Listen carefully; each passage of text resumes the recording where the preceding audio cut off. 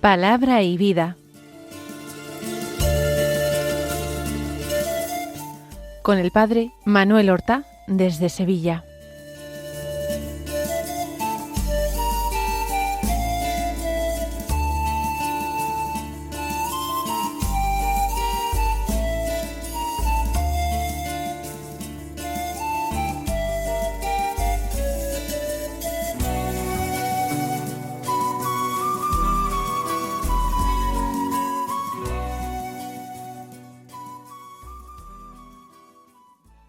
En el nombre del Padre, y del Hijo, y del Espíritu Santo.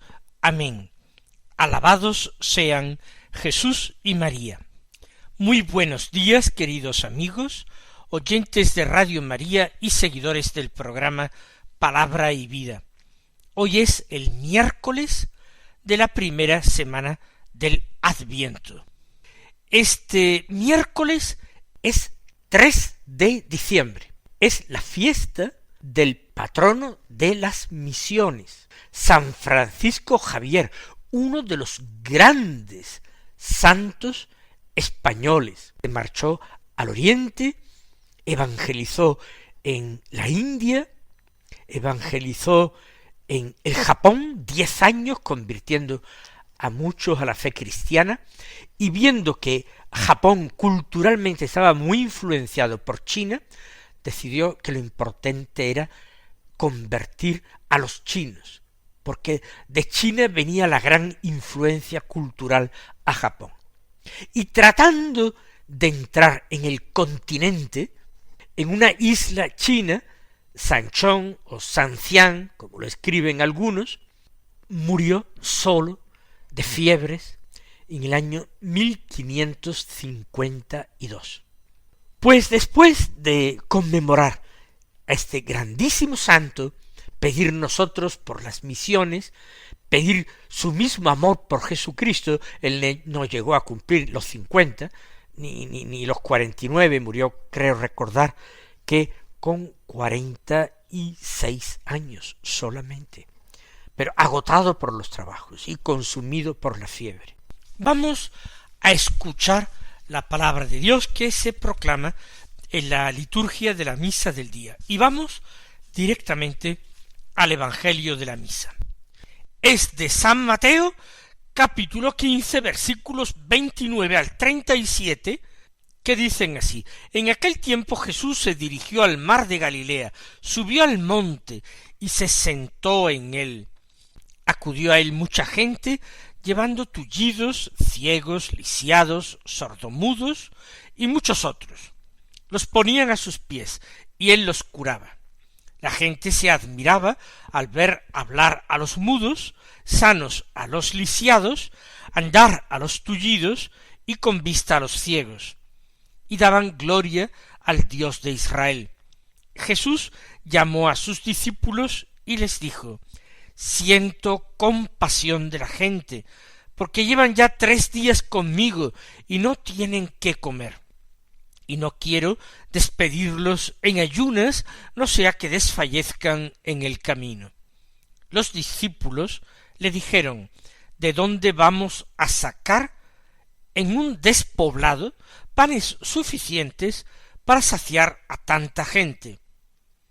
Jesús les dijo: ¿Cuántos panes tenéis? Ellos contestaron: 7, y algunos peces. Él mandó a la gente que se sentara en el suelo, tomó los 7 panes y los peces, y pronunció la acción de gracias. Los partió y los fue dando a los discípulos, y los discípulos a la gente. Comieron todos hasta saciarse, y recogieron las sobras, 7 canastos llenos. El texto comienza con lo que, a mi juicio, es una afirmación sorprendente. ¿Por qué? Porque Jesús escoge como marco de su predicación, de su enseñanza, de sus milagros, un monte. Él va hacia el mar de Galilea y subió al monte. Y allí, al monte, acude mucha gente. Y dice que llevan tullidos, ciegos, lisiados, sordomudos y otros, los cuales los ponen a los pies del Señor y Él los cura. Nos podríamos preguntar si no hubiera sido mucho más sencillo que el Señor se quedara en el llano, en la llanura, en vez de subir al monte, conociendo el Señor tantos necesitados que iban en aquella multitud, esos enfermos que son nombrados como tullidos, lisiados, ciegos y también sordomudos. Y lo primero que se nos ocurre decir es que el Señor exige siempre a aquellos a los que Él desea curar, les exige una colaboración, un esfuerzo. No es que el Señor cobre un precio. ¿De qué le sirve al Señor ese esfuerzo nuestro, esas lágrimas nuestras o ese sudor nuestro? ¿Qué podemos darle nosotros a cambio de sus favores? Todo es gracia, todo es regalo, todo es don inmerecido. Pero ese don y esa gracia no la suele conceder el Señor, sino a quienes la acogen vaciándose totalmente de sí mismos, aparcando a un lado un camino de triunfo, de éxitos, un camino de facilidad. Quienes aceptan entrar confiados en su palabra, en un camino áspero, empinado, un camino que implica el vencimiento, la negación de sí mismos. Por eso los tullidos, por eso los lisiados, los ciegos, ayudados por los suyos, ayudados por sus seres queridos, pero tienen ellos también que subir. Nos imaginamos el esfuerzo ímprobo para subir en brazos o en camilla a algunos tullidos hasta la cumbre del monte. Y sin embargo el Señor deja que lo hagan. Con mucha frecuencia nosotros acudimos a la oración para presentarle al Señor nuestras necesidades y para suplicarle que las socorra. Y a veces quedamos desconcertados porque algo que nos parece bueno y útil, y que es voluntad de Dios sin lugar a dudas, y que lo pedimos con perseverancia después de mucho tiempo, no entendemos por qué el Señor nos sigue negando ese don, esa victoria o esa virtud. Y lo hace porque quizás no aceptamos poner de nuestra parte el esfuerzo necesario y humanamente posible para colaborar con la gracia de Dios. Pero volvamos de nuevo a la cumbre del monte donde el Señor se encuentra rodeado de mucha gente. Él está sentado. Es la postura propia de quien enseña, de quien es maestro. Está sentado y a sus pies colocan los enfermos, estos lisiados, y Él los cura. Y la admiración llena a la gente. La gente se admiraba al ver hablar a los mudos, sanos a los lisiados, andar a los tullidos y con vista a los ciegos, y daban gloria al Dios de Israel. La admiración es algo positivo, es algo bueno, es la reacción propia del hombre cuando se enfrenta con algo que le sobrepasa, algo sobre lo que no puede dar una explicación puramente racional, puramente lógica. En la acción de Jesús hay algo que desborda lo que la gente puede entender y aceptar. Ven cosas admirables, maravillosas. Y todo lo que Jesús hace está bien, está muy bien. Y admirándose, no se quedan en una admiración bobalicona que les haga abrir la boca y decir un gran «oh», sino que la gente alababa, daba gloria al Dios de Israel. Discierne muy bien la gente, atina con el hecho de que es Dios el verdadero autor de los milagros. Dios que está actuando, y esto lo sabemos y lo creemos nosotros mucho mejor ahora, Dios que está actuando por medio de su Hijo único Jesucristo, que es su enviado al mundo, que es su Mesías, el que tiene que proclamar la salvación a los pobres y la liberación a los oprimidos y a los afligidos el consuelo. La gente da gloria al Dios de Israel, y esto pretende Jesús con aquellas curaciones, que las curaciones sirvan de signo a las gentes. Por una parte, signo de lo que Dios quiere, de lo que es la voluntad de Dios. Y lo que Dios quiere es la vida del hombre, es la felicidad del hombre. Y Dios puede devolvérsela, porque Dios lo puede todo, pero Dios, no lo olvidemos, es amor. Por tanto, su querer, su voluntad está indisolublemente unida a su amor, a su misericordia y a su compasión hacia el hombre que sufre. Los hombres dan gloria a Dios porque reconocen en la acción de Jesús algo del rostro de Dios.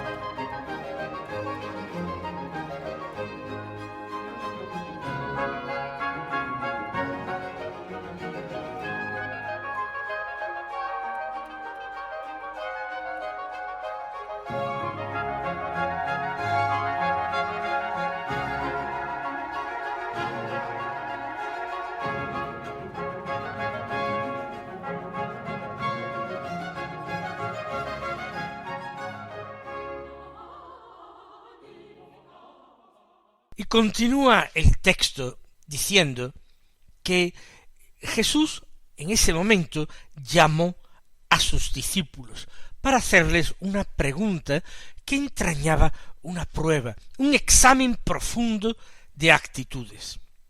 Les dijo: siento compasión de la gente porque llevan ya 3 días conmigo y no tienen qué comer, y no quiero despedirlos en ayunas, no sea que desfallezcan en el camino. Este episodio de la multiplicación de los panes y de los peces es relatado en los 4 evangelios, no solamente en los sinópticos, Mateo, Marcos, Lucas, sino incluso en el evangelio de Juan. Nosotros lo hemos escuchado en el primer evangelio de Mateo, y hay pequeñas diferencias con los otros relatos. Aquí, quien aporta aquellos panes y aquellos peces no es un muchacho o un muchachito que se encontrara en aquella multitud. Son los discípulos quienes traen el pan y los peces, y no sabemos si eran ellos quienes los llevaban consigo o ellos quienes lo han obtenido de otra persona porque han tratado de pedir para que el Señor no pasara hambre. Pero Jesús manifiesta que su corazón está afligido por la necesidad de la gente. Siento compasión de la gente. Y experimenta compasión por algo puramente material, porque la gente ya lleva 3 días siguiéndolo, un poco alejada de las preocupaciones de la vida ordinaria. Y si la gente ha llevado algunas provisiones consigo, en esos 3 días las provisiones deben haberse terminado. La gente está pasando hambre. Y parece que a pesar de todo no quieren dejar a Jesús. Siguen con él, ávidas de sus palabras, realmente realizando aquello que Jesús había dicho en sus tentaciones en el desierto. No sólo de pan vive el hombre, sino de toda palabra que sale de la boca de Dios. Pero Jesús se compadece de una necesidad material, de una necesidad física. Y si esto es así, ¿no se seguirá compadeciendo el Señor hoy día de otras necesidades nuestras, como pueden ser nuestras miserias humanas, nuestra debilidad para el pecado, nuestra falta de voluntad, nuestra falta de verdadero deseo por ordenar nuestra vida, enderezarla y convertirla totalmente a Él? El Señor no tomará en consideración esa debilidad verdaderamente patológica de la naturaleza del hombre del siglo XXI, que ha visto cómo sus virtudes, incluso virtudes humanas, han ido quedando socavadas por una vida de comodidad, de consumo, sin esfuerzo, sin lucha, sin mérito. Una vida, por otra parte, tironeada por las pasiones y por las exigencias de un mundo lleno de prisas, de feroz competitividad, de alejamiento de lo que es natural. El Señor no tendrá compasión de nosotros, si la tuvo de aquellos hombres que tenían hambre por seguirle. Vamos con nuestra oración a clamar día y noche al Señor. Vamos a llamar a las puertas de su misericordia. Vamos a pedir por nosotros mismos, pero vamos también a interceder por los hombres y mujeres de nuestra generación. Vamos a interceder por todos nuestros conocidos, amigos, familiares, todas las personas que se encomiendan a nuestras oraciones. Vamos a suplicar al Señor: Señor, ten compasión de nosotros, ten compasión de mí, ten compasión de estos. Tú que te compadeciste de aquella multitud hambrienta. Continúa diciendo: no quiero despedirlos en ayunas, no sea que desfallezcan en el camino. Sería una solución decirle a la gente: yo ya he terminado mi enseñanza, marchad hacia vuestros pueblos y remediad allí vuestras necesidades. Allí podréis encontrar quien os dé de comer en vuestra casa, en vuestra familia. Pero Jesús dice: ¿y qué pasa si desfallecen en el camino? Yo no voy a despedirlos así, en ayuna. Sería defraudar la esperanza que tantos han puesto en él. Ya hay gente que se pregunta, que manifiesta esa convicción de que Jesús es el Mesías, está haciendo las obras del Mesías. No puedo ahora dejarlos marchar defraudados.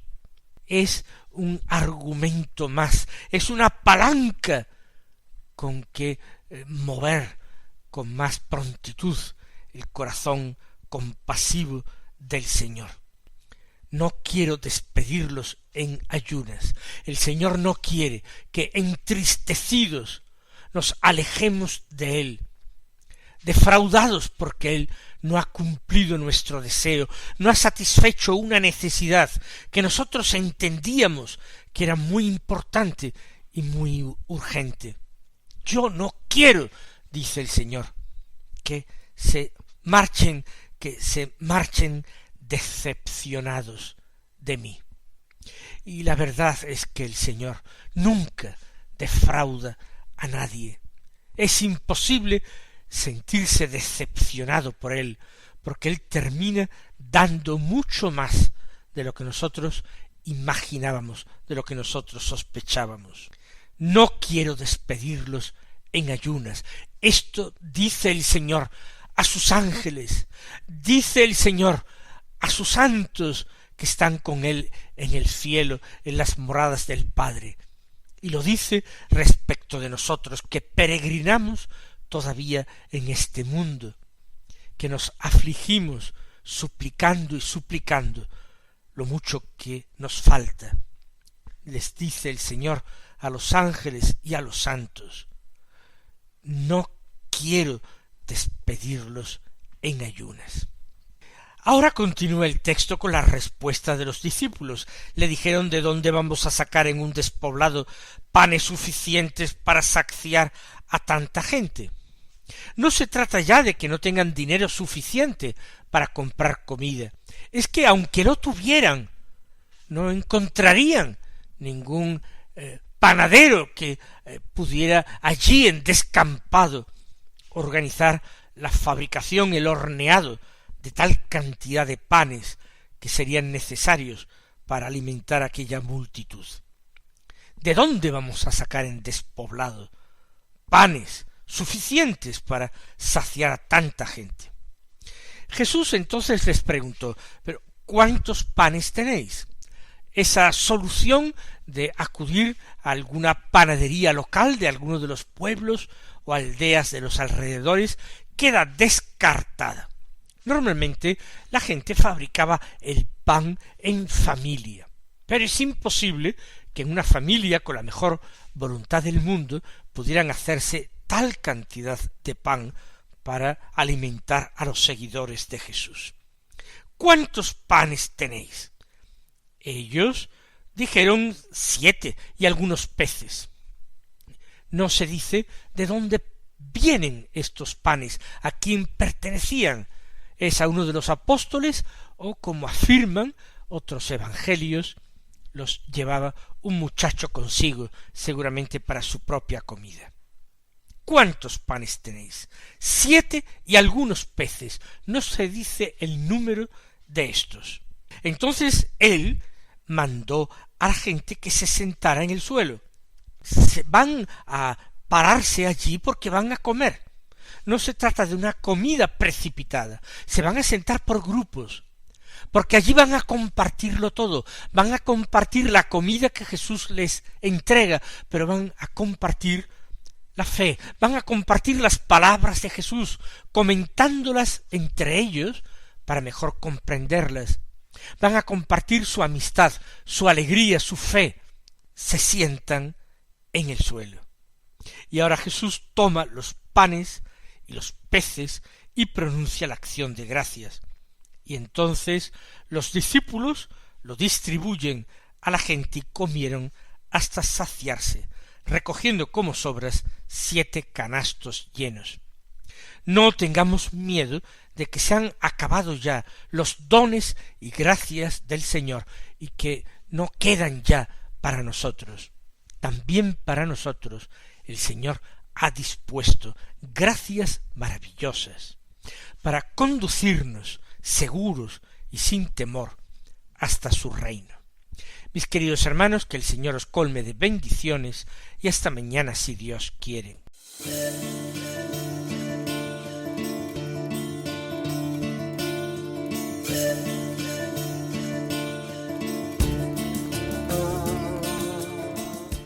Han escuchado en Radio María Palabra y Vida, un programa que dirige el Padre Manuel Horta.